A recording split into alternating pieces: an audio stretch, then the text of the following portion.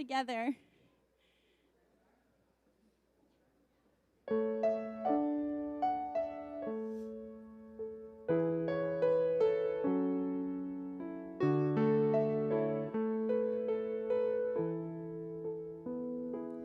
Bless the Lord, oh my soul, oh my soul.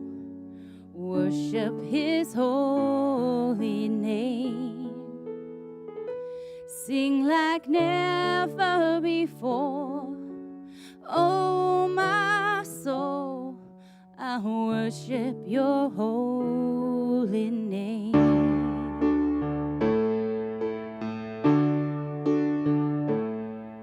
The sun comes up, it's a new day dawning.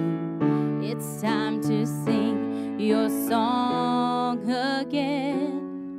Whatever may pass and whatever lies before me, let me be singing when the evening comes.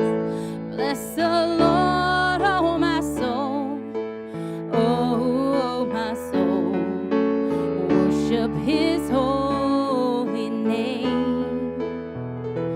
Sing like never before. Oh my soul, I worship your holy name.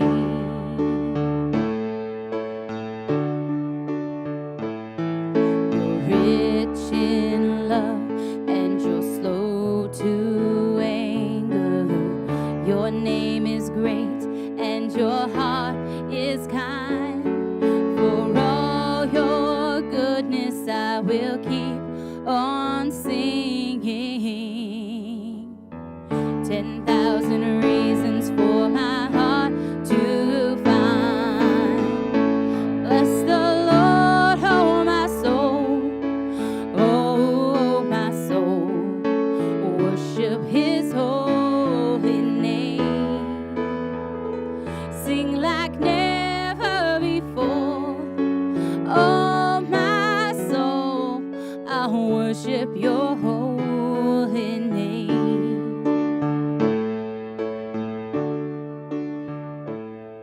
And on that day when my strength is failing, the end draws near and my time has come, still my soul will sing your praise unending. 10,000 years and then forevermore. Bless the Lord, oh my soul, oh my soul. Worship his holy name. Sing like never before. Oh my soul, I worship your holy name.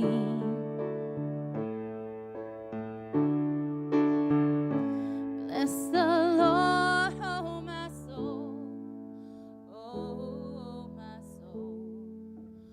Worship his holy name. Sing like never before.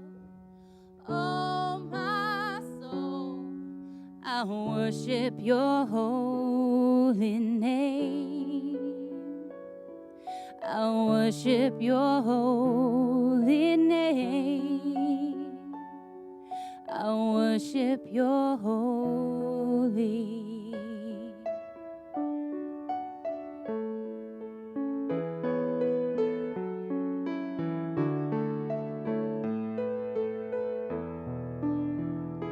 Sing like never before.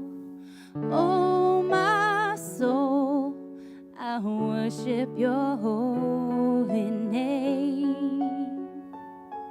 I worship your holy name. Go ahead and say hello to someone this morning.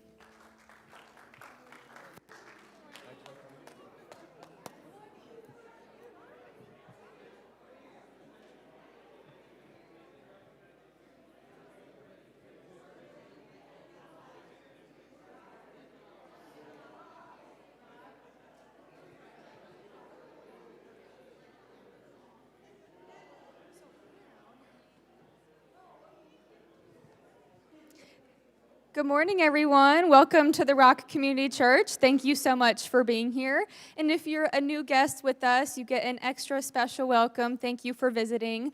And we would just like to help you feel at home and help you feel welcome. So make sure you visit the hub on your way out, and you can fill out an info card. In exchange, we'll give you a free gift. There's some pretty cool stuff in there, cool merch items. I won't tell you what it is, though. You have to go sign a card and then go get it and find out. So make sure you go ahead and do that after service. And if you're online, you can text Rock CC Guest to 97,000, and we would still like to connect with you and get you that free gift. And if you're new and you have any questions, please don't hesitate to reach out. We've got lots of emails and contact information spread throughout the building. You could just grab someone and ask them, and we'll help you get the answers to that. So don't forget to do that if you're new. For our announcements today, they're pretty easy, pretty simple. So let's get to it. It's VBS. So VBS servant meeting is after service today, 11:30 to 1. These are just for our VBS volunteers, just so that we're all on the same page with how the week's going to go, and just preparing everybody for that super fun week. So if you're a VBS volunteer with us, make sure you stay with us after service. We've got lunch for you and kids care, so covered on all of those bases there. And for VBS registration, if you haven't signed your kids up, make sure you do so right away. The spots are filling up, and we would like to have your kids just be a part of that super cool week. So don't forget to do that, and you can visit our website to register online. And lastly, for giving, you can drop off your donation in the offering box, in the mailbox outside. You can mail it in or give online, all different ways if you've prayed about it and feel like this is the next step for you to do to donate to the Rock Community Church. And if you haven't visited our website to check out some resources and other information of the purpose of giving and why we do it, don't forget to do that. A lot of good stuff. We got a new slide up here, so Psalm 24. But anyways, before we continue with our worship, we have a special note from Pastor Ron. He's over here today. Thank you. Yes, I switched sides on Mia. I feel like I'm going to do this announcement backwards now. So usually come from this side. But anyways, good morning, everybody, and good to be here. I don't know if you've ever been someplace where when you got there, you felt very welcome or at home, right? That's a good feeling. I know just a couple of weeks ago, I came in through the front doors, and this beautiful team right here, by the way, that's a good-looking group of people, right? Look at this. So they were making an incredible breakfast for us. There's like cinnamon in the pancakes, right? I could smell it like when I came in the door. We just wanted to take a moment this morning to say thank you so much to this team that works hard to make it a welcoming place, to serve a meal, just to bless people as they come into our church. They do this on a regular basis, and we're grateful for that. So we had this cool picture, and we just thought, hey, let's just say thank you to the team. Go ahead, give them a quick round of applause if you want. Also, just wanted to share that if you think you may be interested in helping out with this cool team of people and being a part of that, Jane would be a great person too, or I trust any of them there, and they would see if there's a place that you could fit in and help be a part of serving the Lord that way. So thank you so much, and God bless you all. Maybe we're going to continue to worship. If you'd like to stand up, let's do that.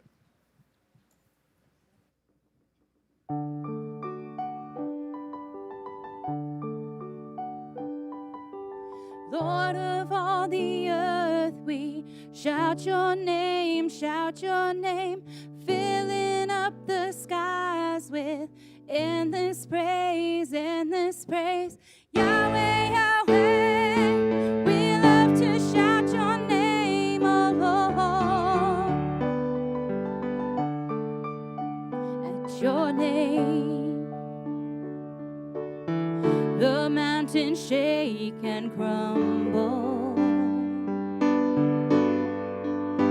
At your name, the oceans roar and tumble. At your name, angels will bow, the earth will rejoice, your people cry.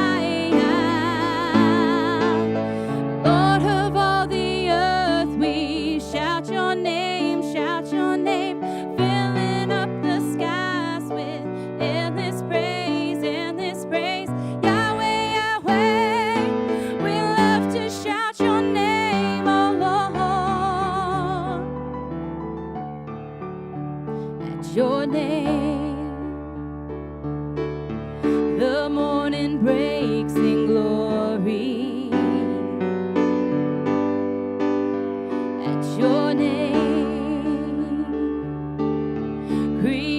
and sings your story. At your name, angels will bow, the earth will rejoice, your people cry out. Lord of all the earth, we shout your name, filling up the skies with endless praise, endless praise. Yahweh, Yahweh, we love to shout your name, oh Lord. Lord of all the earth, we shout your name, filling up the skies with endless praise, endless praise. Yahweh, Yahweh, we love to shout your name, oh Lord. There is no one like our God. We will praise you, praise you. There's no one like our God. We will sing, we will sing. There is no one like our God. We will praise you, praise you. There's no one like our God. We will sing, we will sing. There is no one like our God. We will praise you, praise you. Jesus, you are God. We will sing, we will sing. Lord of all the earth, we shout your name, filling up the skies with endless praise, endless praise. Yahweh, Yahweh, we love to shout your name, oh Lord.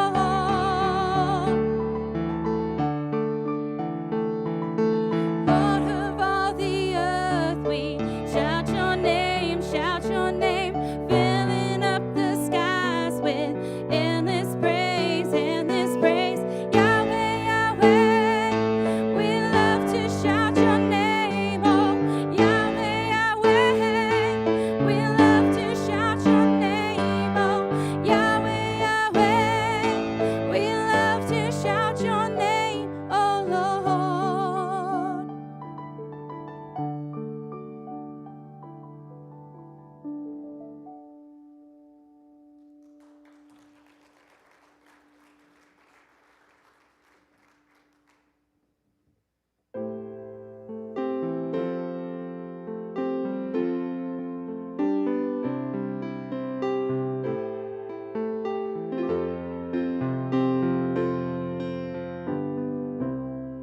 I once was lost in darkest night, yet thought I knew the way. The sin that promised joy and life had led me to the grave. I had no hope that you would own a rebel to your will. And if you had not loved me first, I would refuse you still.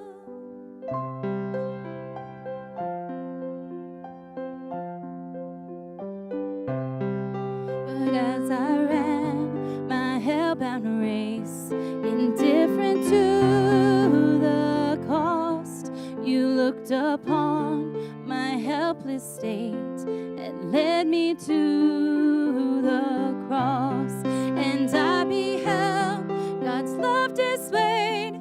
You suffered in my place. You bore the wrath reserved for me. Now all I know is grace. Hallelujah. All I have is Christ. Hallelujah. Jesus is my life. Hallelujah.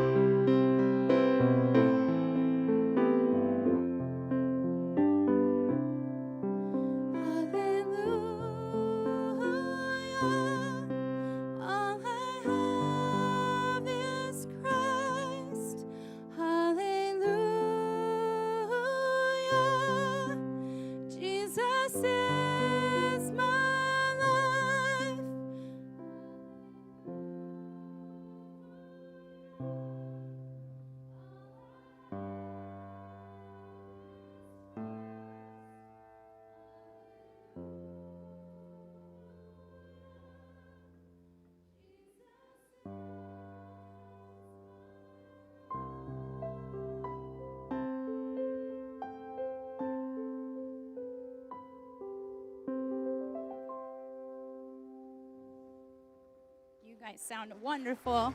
Go ahead and take a seat.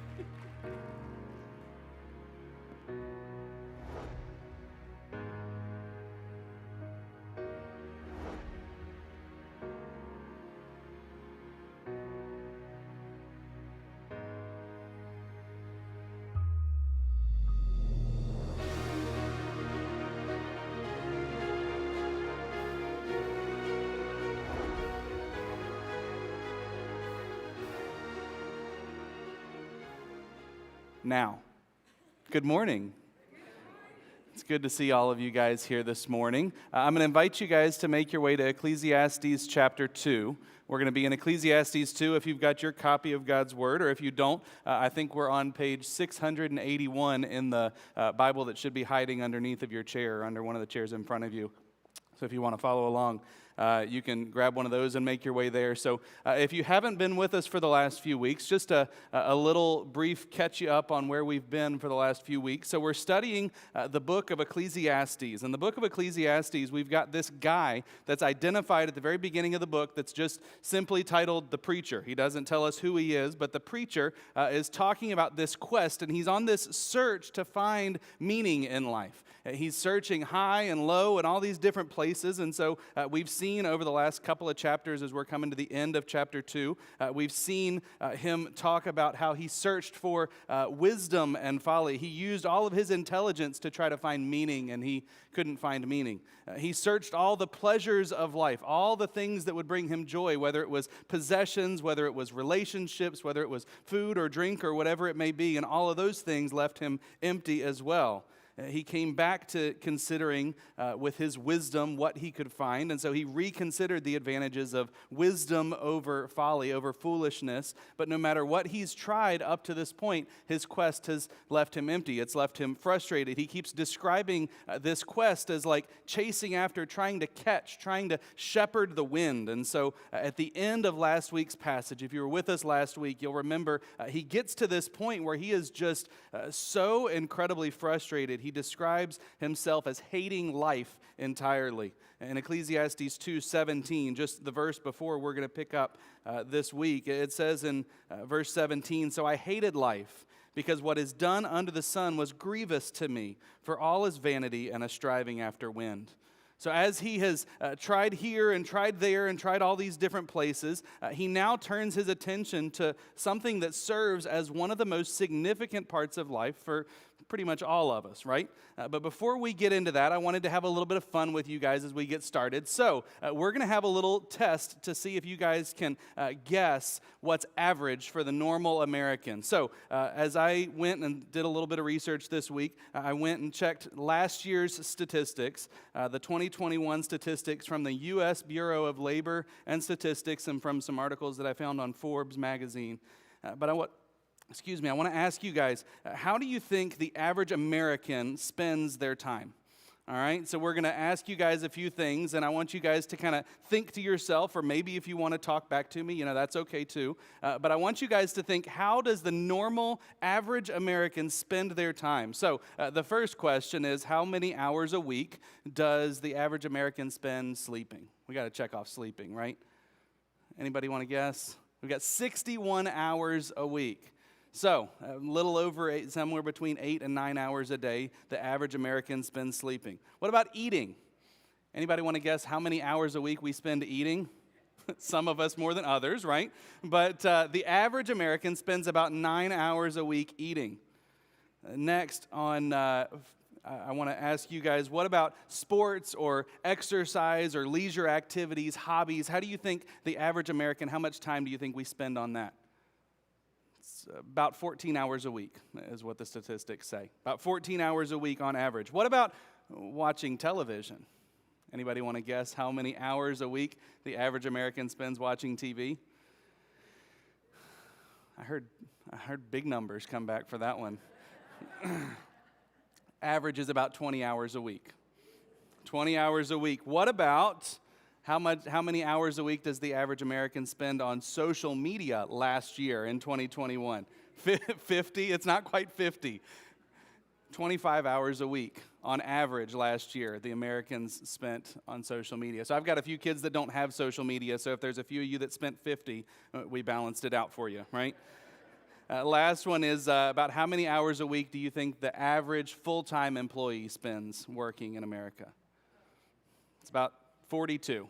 So a little over that average 40-hour work week that people kind of think of. But 42 hours a week people on average spend working if they're still of working age. So aside from sleep, one of the biggest things that we're going to spend a majority of our life doing is working, right? And so as we look at this passage this week, as we're talking about this idea of finding purpose that we've been seeking throughout the book of Ecclesiastes so far, searching for meaning, searching for purpose, well, we have to ask the question, what about work? So we're going to ask that question this week. What about work as we read our passage together? So if you're there in Ecclesiastes chapter 2, we're going to read verse 18 all the way down through the end of the chapter, through verse 26. I invite you to follow along. It says in verse 18, I hated all my toil in which I toil under the sun, seeing that I must leave it to the man who will come after me. And who knows whether he will be wise or a fool, yet he will be master of all for which I toiled and used my wisdom under the sun. This also is vanity.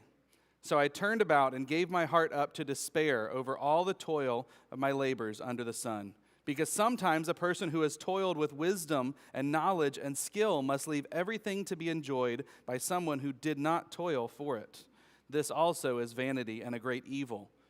For what has a man from all the toil and striving of heart with which he toils beneath the sun?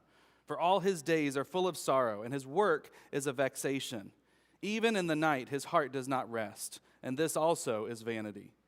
And there is nothing better for a person than that he should eat and drink and find enjoyment in his toil. This also I saw is from the hand of God. For apart from him, who can eat or who can have enjoyment? For to the one who pleases him, God has given wisdom and knowledge and joy. But to the sinner, he has given the business of gathering and collecting, only to give to one who pleases God. This also is vanity and a striving after wind. These are the words of the Lord. Would you guys pray with me?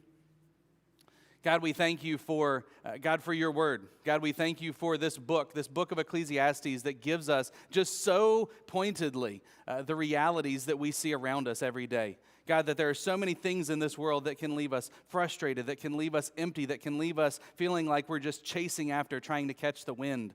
But God, we also, as we consider this idea of work this week, God, we see some positive and some negative, some good and some bad in this passage. So, God, we pray that you would speak to us and that we would listen. God, help us to not just hear these words, but to understand them. God, to have a good grasp on what you're trying to communicate to us from these verses this morning. So, God, we give this time to you. We pray that you would speak and that we would listen. So we give it to you, and we pray for all of this to bring you glory. And it's in your Son, Jesus' name we pray. Amen. All right, well, as we jump in, we're going to see these kind of two different outlooks that Koheleth, that the preacher has towards work. And so the first thing that we see in verses 18 through 23 is that he's frustrated. He talks about work, and he talks about finding futility in all of his work.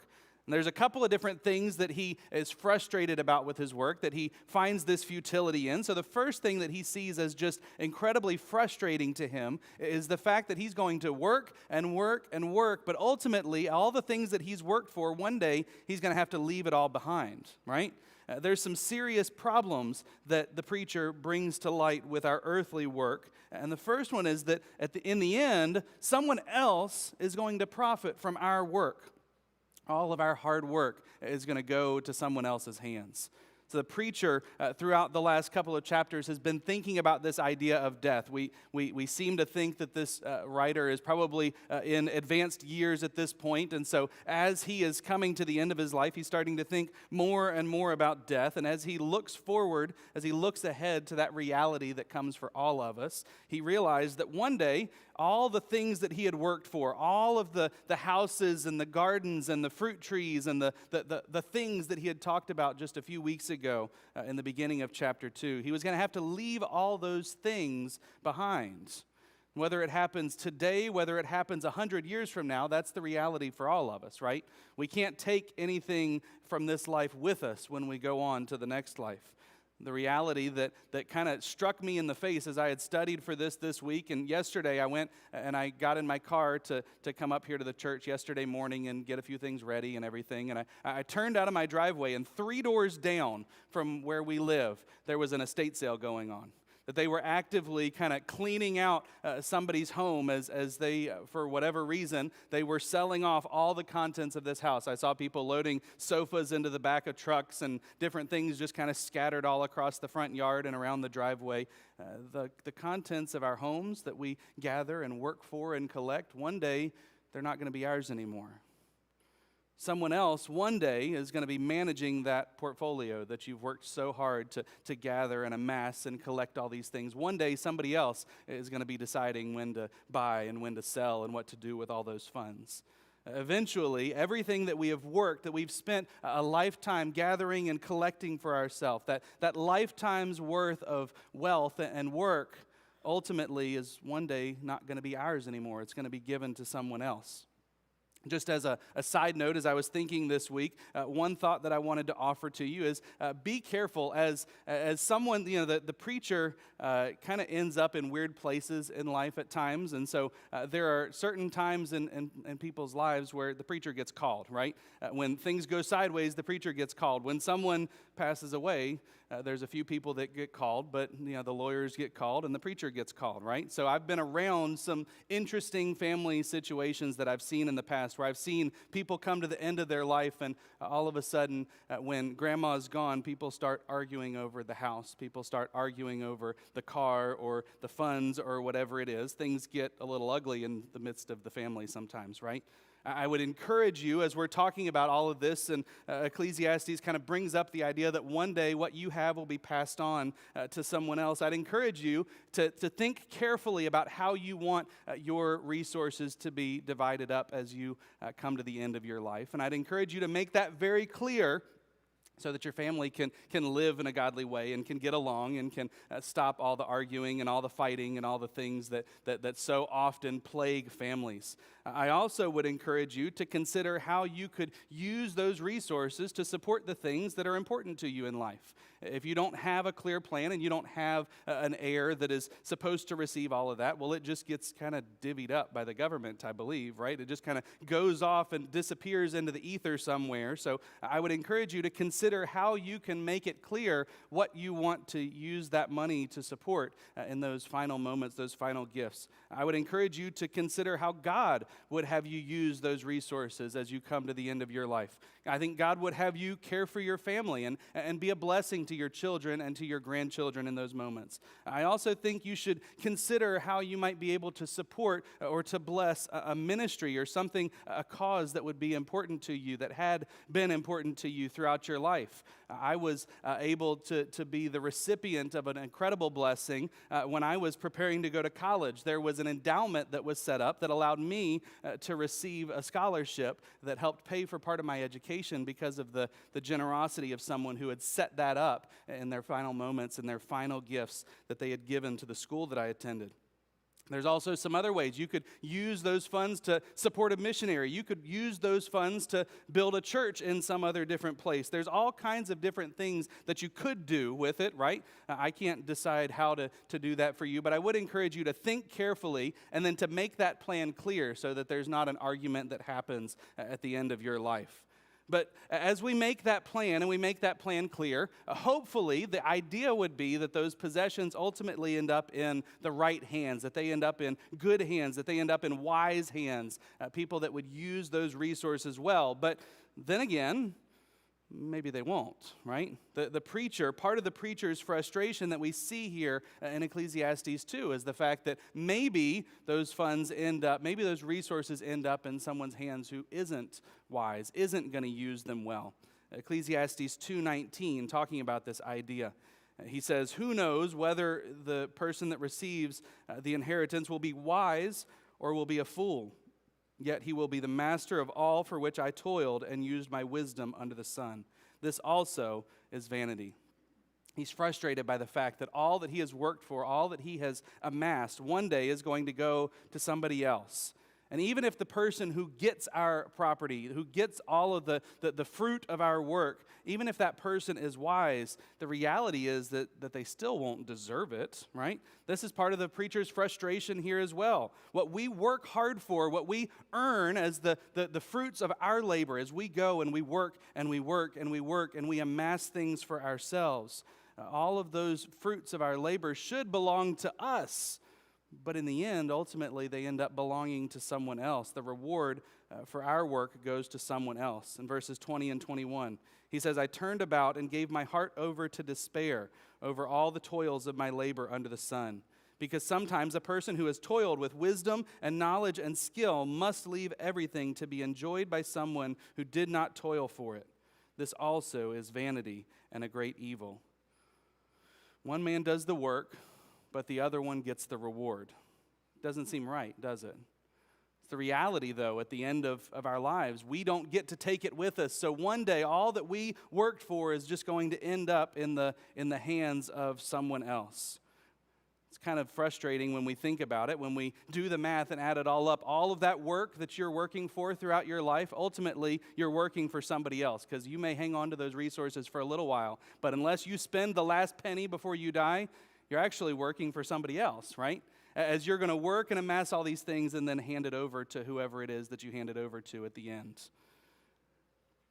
Now, as we talk about this idea, as we talk about how the preacher is so incredibly frustrated by this whole idea, this whole topic, I think it's important for us to remember again, Ecclesiastes, throughout all of the pages of this book, it doesn't clearly tell us who wrote the book of Ecclesiastes. He identifies himself as the preacher, as Koheleth in the original language.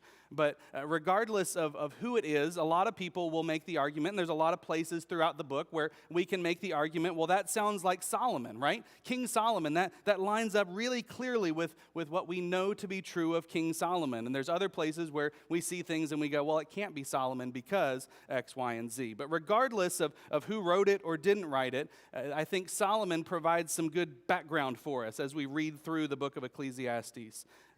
Solomon and his life and his kingdom and his fortune that was passed on provides a good warning for us and case study for us as we look at this idea. King Solomon was one of the richest people that has ever walked the face of the earth. King Solomon left his fortune as he died. He wasn't able to take his fortune with him either, just like any of the rest of us. But when King Solomon died, he left all of his earnings, all of his possessions, his inheritance, his kingdom was left in the care of his oldest son, King Rehoboam. Now, Rehoboam, if you go back and read 1 Kings, you read through and you'll see this story of Rehoboam. And Rehoboam was such a fool that in the course of his life, he proceeded to lose 80% of his father's kingdom. It's kind of frustrating as we see the preacher here in Ecclesiastes 2 frustrated by the fact that one day all that is ours will be handed over to the next generation, to someone else that will come along after us. And King Solomon experienced that so profoundly as if he were able to come back and to see what had happened with his son Rehoboam and his kingdom, he would see that his kingdom was ripped apart and that 80% of his kingdom was lost through the foolishness of Rehoboam. So we see as the preacher is frustrated by finding futility in work. He's frustrated by the fact that he has to leave it all behind one day, but he's also frustrated in verses 22 and 23 by just simply the fact that work is hard, right? Work is hard. If leaving it all behind is not bad enough, there's another serious problem, and that's that as we work and work and work, he says he hated the work itself. In verses 22 and 23, he describes work as sorrow, as vexation. He's frustrated by this reality of work. Anybody that has ever hated their job before can testify to that, right? I think there's probably a few smiles I see looking around the room. There's some people that have had those moments where, man, I don't want to go to work. I don't want to do this. This is not enjoyable. This is not fun. This is, it's work, right? From the very beginning of creation, work has always existed. From the beginning, in Genesis chapter 1 and Genesis chapter 2, God created the world, and he created the world in 6 days, and then he rested on the seventh day to give us this pattern, this warning that it was important for us to rest. But the normal rhythm of life was that people should work. Even before the curse, God ordained that Adam would work. He would have a job to do. He would take care of the garden. He would name the animals. He would do all these different things in caring for God's creation. But it didn't take them long, did it? It didn't take them long for work to suddenly become frustrating and become difficult, because with the time we go through Genesis 1 and 2 and we see God's perfect world, by the time we get to Genesis 3, we see the world start to crack and start to fall apart. We see sin introduced into the world. We see the world fractured, and as God is cursing Eve, and then God curses the serpent, and God curses Adam, in Genesis 3:17, we see that as God was cursing Adam, we get to reap the results of that as we work hard and we don't enjoy our work, right? Genesis 3:17 says, and God to Adam said, "Because you have listened to the voice of your wife and have eaten of the tree of which I commanded you, you shall not eat of it. Cursed is the ground because of you. In pain you shall eat of it all the days of your life." Adam had been commanded to go and to till the soil and to cultivate fruit and vegetables and these different things, to take care of the garden. And it was in Genesis 3 that work started to fight back against him, right? That work started to become difficult, that the ground started to bring thorns and thistles and weeds and all those things that all of you guys that are trying so hard to fight for your yard, right? Those dandelions, they never came before Genesis 3. That crabgrass, it never came before Genesis 3, right? Work is hard, but work can also be dangerous, right? Workaholicism, people that go and work and work and work and work, kills so many families in the United States of America. I think there are many people that we look around and we see that there are many families across America that are controlled by this idea that work is the most important thing. Many people are possessed by this overwhelming drive to achieve. I need more. I need to get that raise. I need to be more successful than the person in the cubicle next to me. I need to have just a little bit more than the person across the street. And we've got this term, keeping up with the Joneses, right? Well, that's this idea that we see throughout our lives, but also we see kind of frustratingly talked about in Ecclesiastes chapter 2. There are people who will put work ahead of everything else. They'll put it ahead of family dinners. They'll put it ahead of ball games. They'll put it ahead of church. They'll put it ahead of all these other things that should be priorities in life. Work is also important. We do have to go and work hard. God tells us to go and to work hard. But we can't make work the most important thing. It's the story of Ecclesiastes, right? When we take something that has a proper place and we put it in the place of priority, when we make it the most important thing in life, well, then all of a sudden things get out of whack. Things go sideways on us. People will work and work and work at whatever their job is. But as Tim Keller points out, I thought this was kind of an interesting picture. He says, all we really do when we work is plow water. The moment that the plow passes, the water fills back in. There's no evidence that we did anything. See, we talk about this and we hear that, and I think many of us would acknowledge, if we were sitting here just being honest, oh, you know, I work, I'm an important piece in my company, I play an important role, but when my retirement day comes, or if for some reason they decided they needed to get rid of me, life would totally go on without me, right?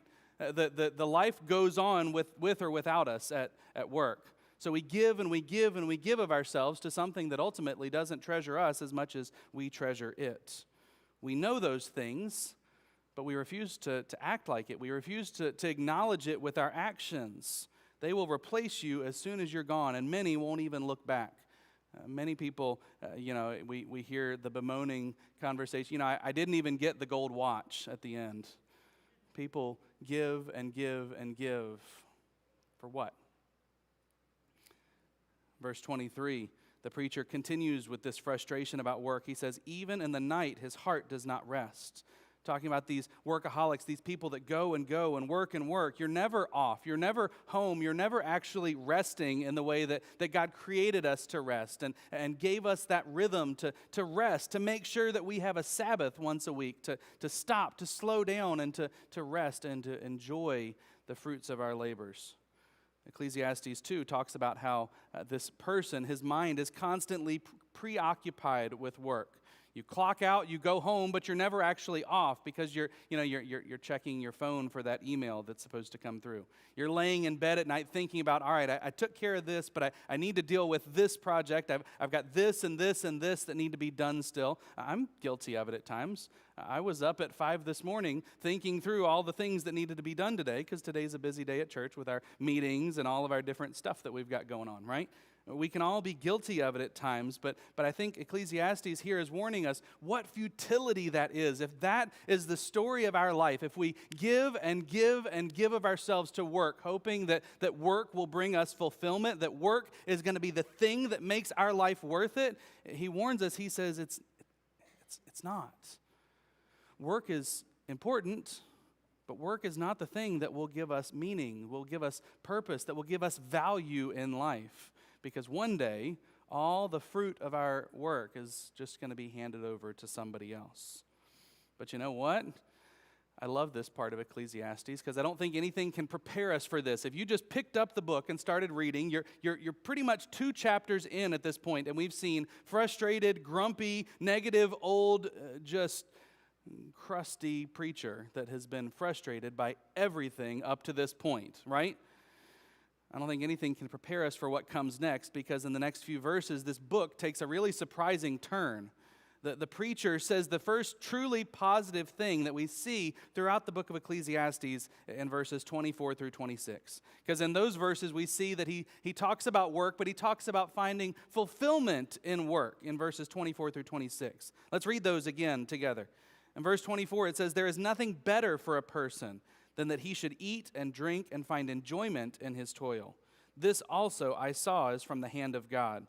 For apart from him, who can eat or who can have enjoyment? For to the one who pleases him, God has given wisdom and knowledge and joy. But to the sinner, he has given the business of gathering and collecting, only to give to one who pleases God. This also is vanity and a striving after wind." These verses are this glimmer of optimism, this glimmer of hope that is showing up in a book that has been kind of characterized by pessimism up to this point. And as such, they kind of serve as this turning point in the book of Ecclesiastes, not just on the subject of work, but really on the subject of all of these things, on this search for meaning. The argument of the book as a whole kind of turns right in these last few verses of chapter 2. Martin Luther, talking about these verses, called them a remarkable passage, one that explains everything preceding and everything following it. It is the principal conclusion and, in fact, the point of the whole book. So pay attention for the next 10 minutes. You don't have to listen the rest of the 10 or 12 or however many weeks it is that we're going to be studying this book, but you have to pay attention for the next 10 minutes because Martin Luther said so, right? Ecclesiastes 2, verses 24 through 26 is much more positive than the 2 chapters that have kind of led us to this point. The preacher is not just giving in to despair. He's not just throwing his hands up in frustration, but in reality, he's beginning to see the difference that it makes to live with God versus what it looks like to try to live without him. That when he describes it as life under the sun, life without God, life in just a merely human existence, it's completely different than life with God involved in it. Unless we see this progression in his thought, we miss the really practical benefit of this book, the reason why this is a book that we chose to preach through. His message is not simply that everything is vanity, that everything is meaningless, that everything is a waste of time. He's also saying that both joy and happiness and experiencing true meaning in life is possible and is actually good. It's a beneficial thing that we can accomplish. Notice how he talks about joy in these verses.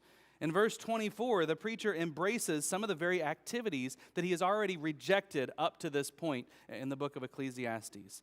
In the beginning of chapter 2, he talks about how eating and drinking and possessions and all these different things have left him just chasing after wind. He describes them as meaningless, as vanity, but here he praises them as being worthwhile activities. Well, that seems confusing, doesn't it? What in the way? This guy is flip-flopping all over the place. He should run for office.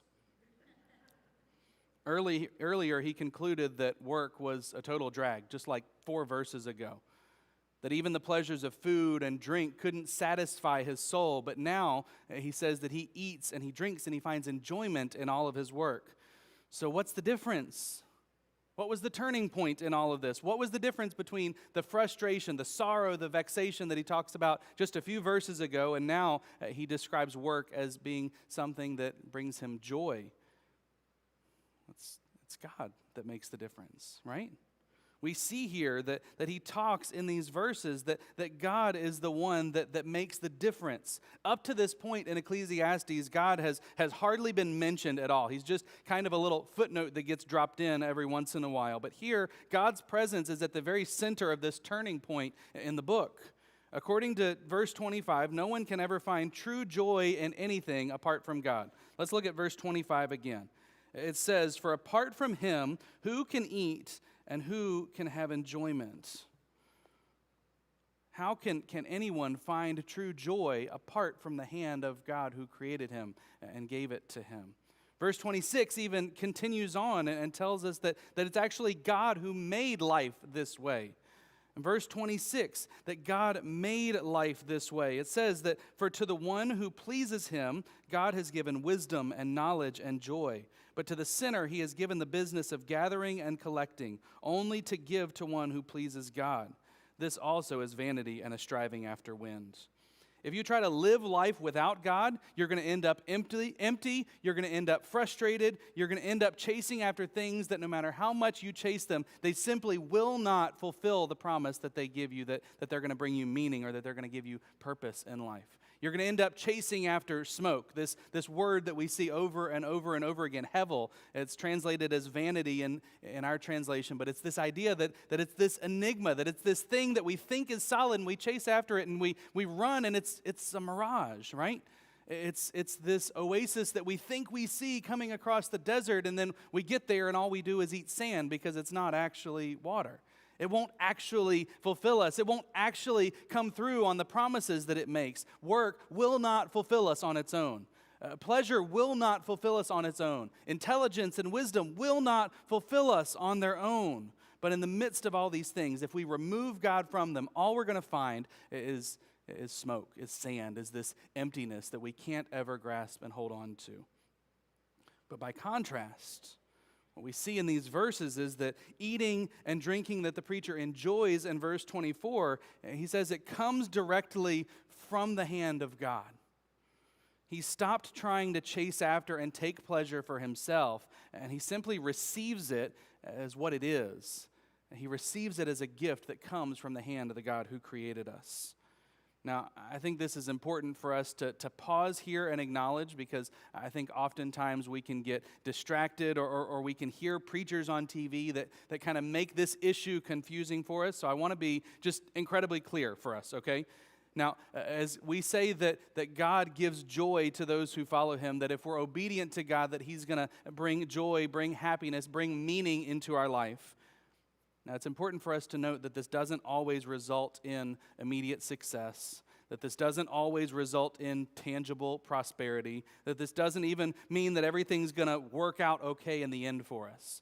There's times where things don't always work out okay. If you read the New Testament, read the Acts of the Apostles, the 12 disciples, they all died in really ugly ways as they were martyred for their faith, and they gave their lives in sacrifice of Jesus. It didn't all work out okay for them in the end. And so God doesn't ever promise that we're always just going to be happy and healthy and wealthy and everything's going to turn out okay. It's not true. But if we allow him to give good gifts, if we receive the joy that comes from his hand, like Ecclesiastes 2 is talking about, then we can experience meaningful joy in circumstances that maybe don't work out the way that we want them to. We can experience joy in the most overwhelming of circumstances.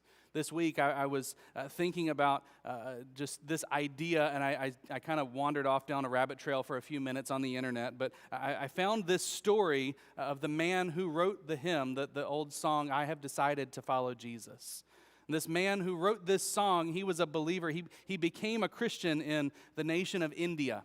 And so as he gave his life to Jesus, he has made the decision, I'm going to follow Jesus in the midst of a culture that was surrounding him with Hindus on every side. People in his village, his family, all of these people were Hindu believers. But he said, I'm going to follow Jesus. And as he made this decision that he was going to make Jesus his purpose, he was going to follow Jesus with everything that he had in life, the word of his decision to convert to Christianity has started to sneak out in the village. As you can imagine, it wasn't a very popular decision. And so as he has made this decision and now word is starting to get out, the people in his village start to get more and more upset with him. It's not okay for him to be following Jesus because they have a religion. They have a path. And this is what you're supposed to believe, not that. And so as people become more and more frustrated with him, they get to this tipping point where it kind of becomes an angry riot, as I read the story. And this angry riot comes to his home and drags him and his family, his wife and his children out into the public center. And as they are drug out into the public center, the leader of that town comes and stands before him and says, "You will renounce your faith in Jesus Christ. If you will not renounce your faith in Jesus Christ, we're going to make life very difficult for you." No. They say, if you don't renounce your faith in Jesus Christ, we're going to kill your children. And you know what he did? You know how he responded to that? He started to sing the words to this song that he had penned before when he gave his life to Jesus. He said, "I have decided to follow Jesus. No turning back, no turning back." And you know what they did? They killed his children right there in front of him and his wife. And they continued chasing after him, trying to convince him to give up his faith in Jesus. And they said, "All right, we're going to give you another chance. Renounce your faith in Jesus or we're going to kill your wife now." You know what he did? And he sang again, "Though none go with me, still I will follow," the words to this song. "Though none go with me, still I will follow. No turning back, no turning back." And he watched his wife be killed there in front of him. They gave him one more chance. They said, "Renounce your faith in Jesus or we'll kill you too." You know what he did? He started to sing, the world behind me, the cross before me. The world behind me, the cross before me. The world behind me, the cross before me. No turning back, no turning back." And he gave his life as well. This entire family is killed, but you know what happened in that day? During that whole exchange, a seed was planted in the heart of the man who was the leader of the town. That as the leader of the town pondered and considered and thought about what is wrong with this man? What is wrong with this family that gave their lives for something? All they had to do was say, "We don't believe that anymore. We're going to believe this." And they refused, and they refused, and they refused, and they gave their lives. But that seed of curiosity turned into a seed of faith that started to grow, and eventually the town leader gave his life to Jesus, that he converted to Christianity, and he started to follow Jesus and follow Jesus. "I have decided to follow Jesus." And as word of his conversion broke out, people in the town celebrated it. People in the town realized that this was something that was meaningful to them as well. And so the gospel of Jesus Christ, the gospel of saving faith started to spread throughout the town, started to spread throughout the surrounding areas. And this region of India was impacted for the gospel because of a man and his family who simply decided, "I'm going to follow Jesus no matter what the world throws against me. No matter what happens, no matter what stands in my way, I am going to follow Jesus." And so in the midst of all of this, as we talk about this experience that God brings joy, that God from his hand gives joy in all these different things, I think it's important for us to acknowledge that not everything turns out okay. That not everything turns out in the happy storybook ending where we look at life and we go, I never had a bill that was late. I never got a bad diagnosis. I never had anything that I wanted that I couldn't afford because Jesus made it possible for everything. I can do all things. Right? People will quote that verse, misquote that verse from Philippians, saying that I can do all things through Christ who strengthens me, thinking that it means that they're going to win every football game and they're going to get every promotion and they're going to do that verse doesn't mean that. Paul is talking about how I've been brought low, I've been imprisoned, I've done all these things, and in the midst of good and bad and happy and sad, all of it is okay. I can live with all of it because Jesus brings joy. I can do all things, good or bad, through Christ who gives me strength. Regardless of what happens in this life, we can have joy when we receive all things as good gifts from God's hand. When we know Jesus, when we live for Him, like the preacher is talking about here in Ecclesiastes 2, when we realize and remember that this world is not the end for us, that we live in this existence, but when this life is over, there is another one waiting for us, that we will stand before God one day, that all men and women will stand before God one day. There will come a day when all wrongs are made right, when all scores are ultimately settled, when all accounts will be balanced. It allows us to look at circumstances like that man in India. I think he'd sign up for it again if he had the opportunity. I think he would receive that gift, that opportunity to proclaim his faith in front of that crowd again if he was given that opportunity, because we realize that all things are good things when they come from the hand of God and they're received with gratefulness. The problem that we see throughout Ecclesiastes is this preacher is searching in all these different places, and he searches with possessions, and he searches with hedonism, and he searches with wealth, and he searches with the wisdom and the knowledge that he's able to pursue and chase after. He chases after work, and it doesn't bring him meaning. All these things, the problem is not with all of those things, right? But rather, the problem is with the value that we place onto these things. When we make things, worldly things, out to be the most important thing, they can't deliver on the promise that they make. So the solution to that problem is simply to be satisfied in our Creator, to be satisfied in God, and then we can rightly enjoy all the things that He created for us to enjoy. Food tastes good because God made it taste good. Relationships bring joy in our lives because God made us to have those relationships. God created so many of these beautiful things that we look around and we enjoy and we see. All these things are good gifts from God when we keep them in their proper place. The problem is when we take them from their proper place and we try to make them the most important thing. We chase after stuff and power and possessions over the Creator. C.S. Lewis provides just a beautiful picture of this reality in one of my favorite books. It's not one of the most popular books from the Chronicles of Narnia series, but in the book The Magician's Nephew, the prequel before The Lion, the Witch, and the Wardrobe, we see this story of a young boy and a friend who go in and out of these different worlds, putting rings on and doing all these different things, but they find themselves in Narnia, and as they come in and out of Narnia, as Narnia is first being created, first being formed, we see that they are sucked back into Narnia with a London cab driver there with them. So this London cab driver finds himself, to his surprise, in the world of Narnia, where he meets the lion, meets Aslan, who he kind of vaguely recognizes for whatever reason. But Aslan starts to communicate with this cab driver, and he tells him that although he and his wife are the most ordinary of people in London, they are the most common of the common in London, they find themselves crowned as king and queens in Narnia. Their new homeland, they are joyfully blessed by what they receive from Aslan. Meanwhile, the rest of the story had seen these two children running and trying to be tricked.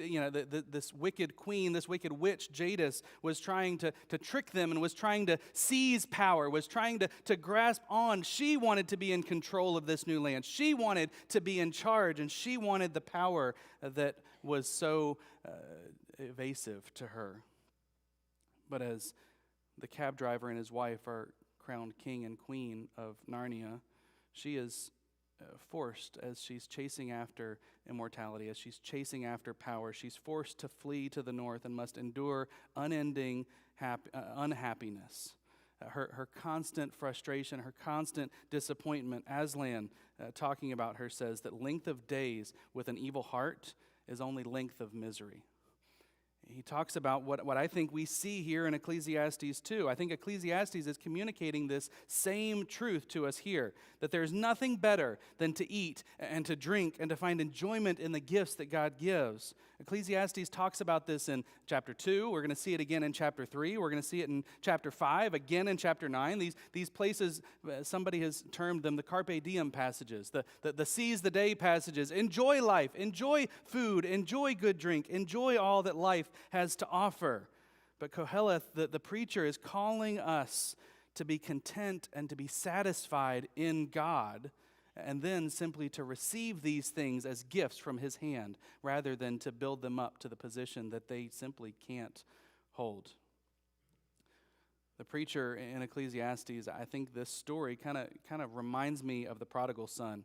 The story that we see in Luke 15, if you were with us months and months ago when we were working our way through Luke, we talked about this idea, this story of the prodigal son. I think so many people, when they think of that story, they think that the prodigal son's problem, that his sin was partying too much. And then he came to his senses and he decided to abandon his partying and return home, right?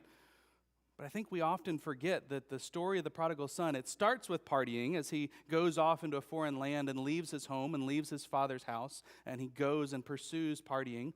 But you guys remember that the story of the prodigal son also ends with a big party, right?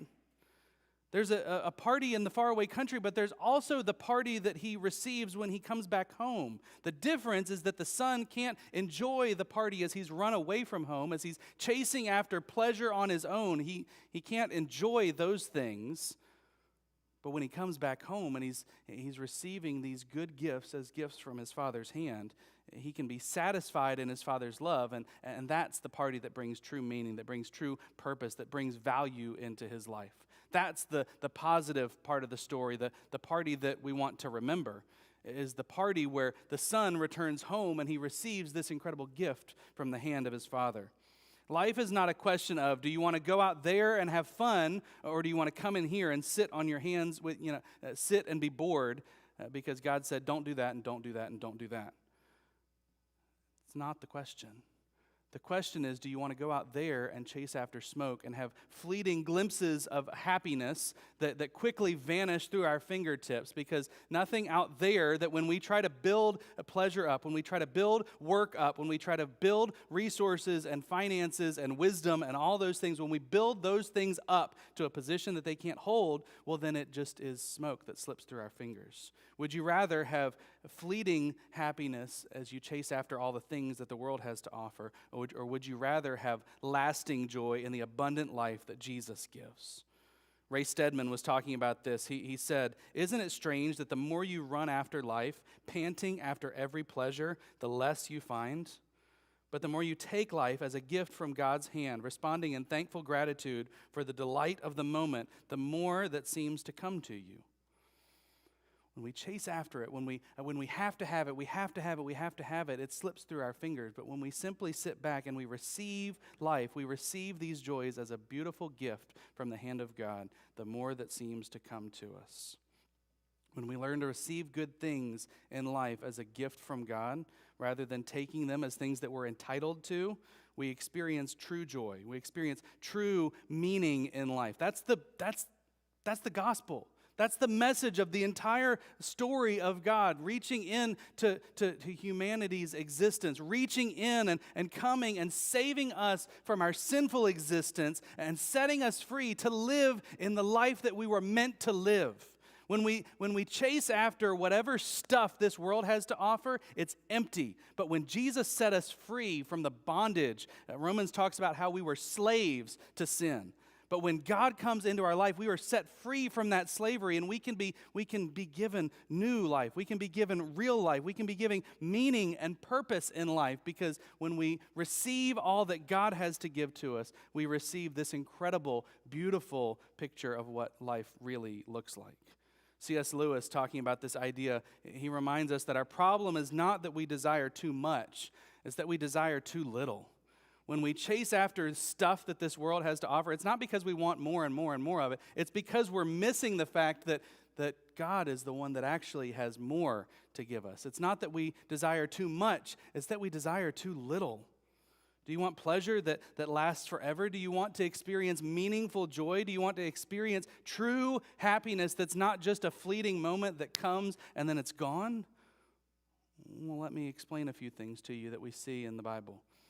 In Galatians chapter 5, it tells us that when the Spirit is at work in us, there's certain things that happen, that ooze out of our life. Galatians 5:22 and 23 says that the fruit, that the result of the Spirit working in us is love, joy, peace, patience, kindness, goodness, faithfulness, gentleness, and self-control. In John chapter 10, Jesus tells us that he didn't come to give us this little, boring, sit-in-the-corner life. He tells us that the thief comes only to steal and to kill and to destroy. But Jesus said, I came that they might have life and that they might have it abundantly, that we might live life to the fullest, as some translations say it. So I think 1 Corinthians chapter 10 tells us kind of the beautiful summary for this week for us. 1 Corinthians 10:31, it tells us, so whatever you do, whether you eat, whether you drink, whatever you do all to the glory of God. That's the difference. That's the turning point between frustrated work and meaningful work, between frustrated existence and meaningful existence. That's the difference that the preacher has finally stumbled upon 2 chapters in the book of Ecclesiastes. We can have joy, we can have meaning, we can have abundant life when we realize that it comes from the hand of God and not from whatever pleasure we chase after in this life. I hope that you'll realize that. If you haven't realized that and you want to talk with somebody and you want to argue with me about that, I'd love to. Pastor Ron would love to disagree with you and argue about that if you don't think that's how it works in life. But come talk to us afterwards. The prayer team is going to be down here at the front. Come talk to them. They would love to share with you, to pray with you, to discuss how you can have real, meaningful, abundant life. Would you guys pray with me? God, we thank you for your love for us. God, we thank you for this incredibly good news, this good news that regardless of what we find being empty and lacking in our existence in the world, God, we realize that those things can have beauty, that those things can have meaning and purpose and bring joy when we receive them in their proper context, when we receive them as good gifts that come from your hand. So God, fix our eyesight. God, give us heavenly glasses, heavenly lenses to view life through so that we would realize the significance of the role that you play in our lives. God, that when we chase after things, that when we just chase after things that are going to make us happy on our own, these verses tell us that we will be left chasing after wind, that we'll be left chasing after things, that you're going to thwart those plans that we establish for ourselves, that we're going to chase and chase and chase, and ultimately you're going to have us hand all of that we earned over to someone else.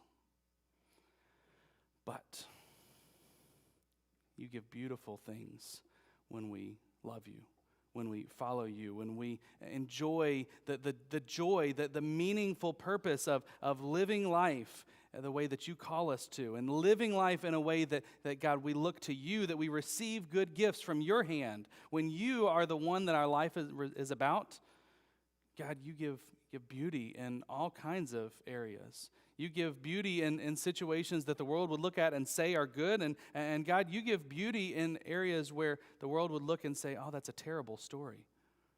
God, help us to hold the things that you give to us loosely. God, help us to have open hands. God, that we would receive good gifts from you as you give them to us. And God, that we wouldn't grasp on so tightly that they slip through our fingertips. God, help us to receive from you what you would have for us to receive and to give back to you the things that you would have us give back. God, we love you. God, we worship you, and we thank you for this beautiful reminder, this challenge for us this morning. God, help us to live, not just receiving these words in our ears, but God, help us to receive them in our hearts and to live with the joy that you promise, the abundant life that you give. We love you, and we praise you. It's in Jesus' name we pray. Amen.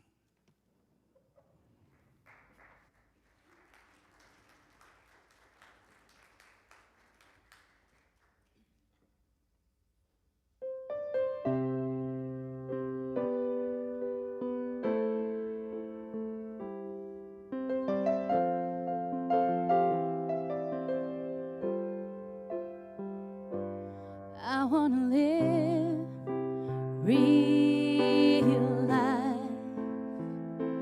I want to leave the world of emptiness behind. I want to live real life.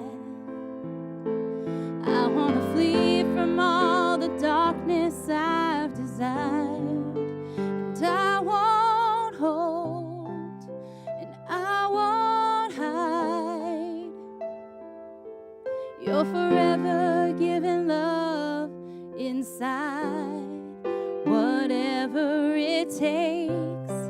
God, show me your ways. I'm willing to waste what this world has to offer for infinite grace. God, you bore my shame. I won't make the mistake of living like I'm my own.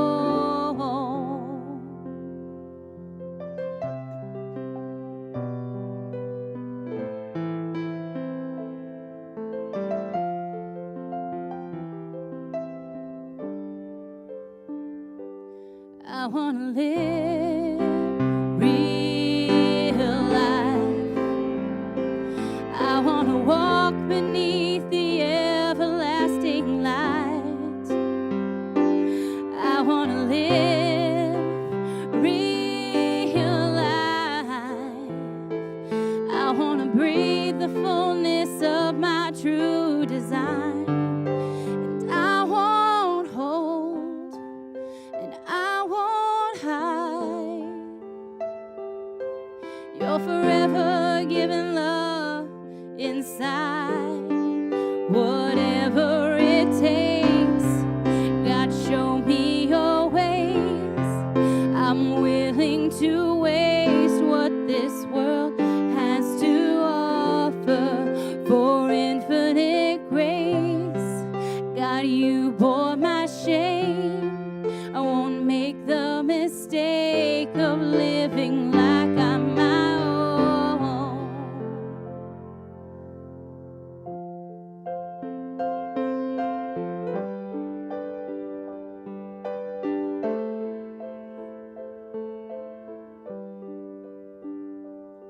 So take me, break me, mold me, make me into something new. And wake me, shake me, pull me, change me. I will live for you. So take me, break me, mold me, make me into something new. And wake me, shake me, pull me, change me. I will live for you. I want to live real life. I want to flee from all the darkness I've desired. And I won't hold, and I won't hide. You're forever giving love inside. Whatever it takes, God, show me your ways. I'm willing to waste what this world has to offer for infinite grace. God, you bore my shame. I won't make the mistake of living like I'm my own. Whatever it takes, God, show me your ways. I'm willing to waste what this world has to offer for infinite grace. God, you bore my shame. I won't make the mistake of living like I'm my own.